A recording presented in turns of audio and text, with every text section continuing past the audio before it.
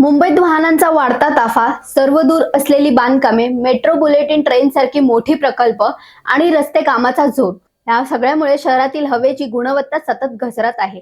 मुंबई पालिकेच्या पर्यावरण विभागाने गेल्या 4 वर्षाचा एअर क्वालिटी अहवाल जाहीर केला असून यात प्रदूषण वाढत असल्याचे संकेत स्पष्टपणे दिसत आहेत. 2025च्या मुंबईतील हवेचे गुणवत्तेच्या अहवालानुसार वर्षभरात शहराला केवळ 55 दिवस चांगली हवा लाभली आहे. 161 दिवस हवा समाधानकारक पातळीवर होती, तर 112 दिवस मध्यम प्रदूषण नोंदवले गेले.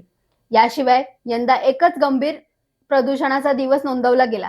मात्र सर्वात उल्लेखनीय बाब म्हणजे संपूर्ण वर्षभरात खराब किंवा अति खराब हवा एकदाही नोंदवली गेलेली नाही. हे मुंबईसाठी सकारात्मक चिन्ह मानलं जातं. तरीही चांगली हवा मिळण्याचे दिवस वर्षागणिक घटक असल्याचे हे चित्र चिंताजनक आहे. 2025च्या तुलनेत 2024 मध्ये चांगली हवा 82 दिवस होती. म्हणजे यावर्षी गुड एअर डे कमी मिळाले. तर 2022 ते 2025 या कालावधीत मुंबईत अतिखराब हवा एकदाही नोंदवली गेलेली नाही. ही समाधानाची बाब आहे. मात्र तरीही दिल्लीपेक्षा हवा चांगली असली तरी प्रदूषण वाढत असल्याचे स्पष्ट इशारा या अहवालातून मिळत आहे. तर हा होता मुंबईच्या 2025चा एअर क्वालिटीचा संक्षिप्त आढावा. शहराची हवा अतिखराब नसली तरी चांगल्या दिवसांची संख्या कमी होत चालली आहे. ही नक्कीच विचार करण्यासारखी बाब आहे. तुम्हाला काय वाटतं हे आम्हाला कमेंट करून सांगा आणि अशाच महत्त्वाच्या अपडेटसाठी फॉलो करा साऊथ मुंबई चॅनलला.